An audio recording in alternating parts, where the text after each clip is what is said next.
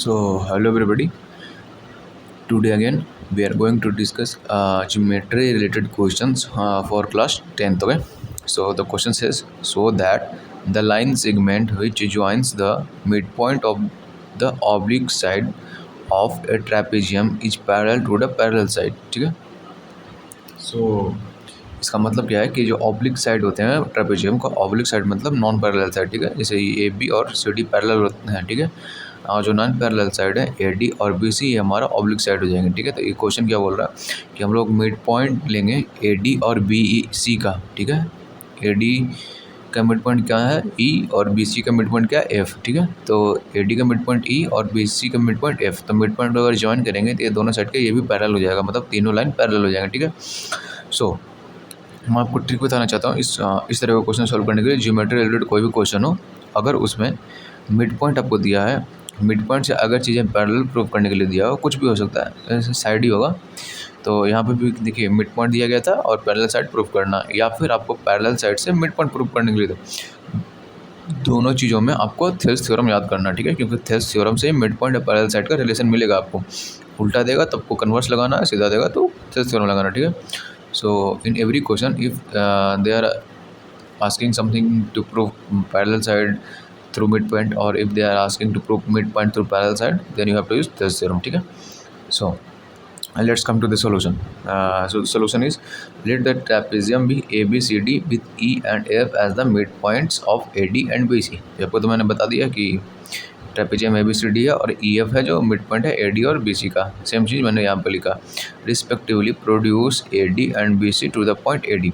अब मैं क्या कर रहा हूँ, इस फिगर को मैं यहाँ पे फिर से बनाया हूँ कंस्ट्रक्शन करके. ठीक है, तो मैं क्या कर रहा हूँ, AD को मैं आगे लेके जा रहा हूँ ऐसे, और BC को भी आगे लेके जा रहा हूँ, और दोनों लाइन कहाँ मिल रहे हैं P पॉइंट पर. ठीक है, उसी को मैंने यहाँ पर लिख दिया and respectively produce AD and BC to mid point है. AD और BC को हम लोग आगे लेके जा रहे हैं, लाइन को प्रोड्यूस कर रहा है, और पी पे ये दोनों मीट कर जा रहा है लाइन. ठीक है, सुनाओ इन ट्रायंगल PAB. अब हम लोग ट्रायंगल PAB में देखेंगे, ट्रायंगल PAB. ठीक है, DC पैरेलल टू AB.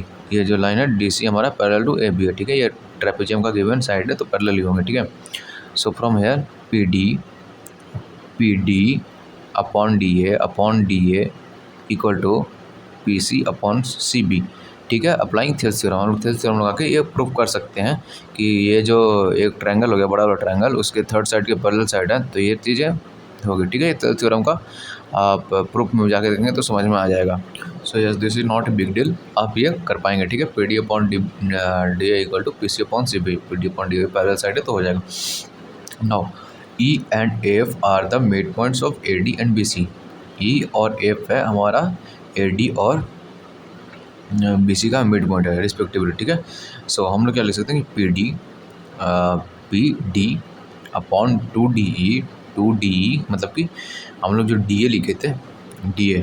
ठीक है, तो ये क्या हो जाएगा, ये भी इक्वल DE, ये भी D इक्वल E, तो हम लोग क्या लिख सकते हैं AD इक्वल टू 2DE. ठीक है, क्योंकि ये मिड पॉइंट है तो दोनों को बराबर हिस्से में बांट रहा है. ठीक है, तो इसका 2 टाइम्स ये AD हो जाएगा, या फिर इसका 2 टाइम्स ये इक्वल हो जाएगा. ठीक है, तो मैंने यहाँ पे 2DE लिखा अभी. तो सिमिलरली इस तरफ हम लोग लिख देंगे CB इक्वल टू 2CF लिख दिया. सो ओवरऑल क्या हो जाएगा, 2 से 2 कैंसिल हो जाएगा, और हमारे क्या मिल जाएगा PD अपॉन DE और PC अपॉन CF. अब हम लोग देख रहे हैं कि जो ट्रायंगल होगा PEF उसमें क्या दिया है कि ये जो लाइन है वो प्रोपोर्शनल एक फिक्स्ड रेशियो प्रोपोर्शन में साइड को कट कर रहा है PE और PF को. ठीक है, मतलब कि PD upon DE equal to PC upon CF होगा. ठीक है, इसका मतलब क्या कि हम लोग अगर कन्वर्स थेल्स थ्योरम लगाएंगे इन ट्रायंगल PEF, तो हमको क्या मिल जाएगा कि EF साइड हमारा DC के पैरेलल हो जाएगा. ठीक है, अब ये साइड इसके पैरेलल हो गया, ये इसके पैरेलल, तो ऑब्वियसली तीनों साइड पैरेलल हो जाएंगे. ठीक है, सो यही हमें प्रूव करना था. सो ये प्रूव हो चुका है.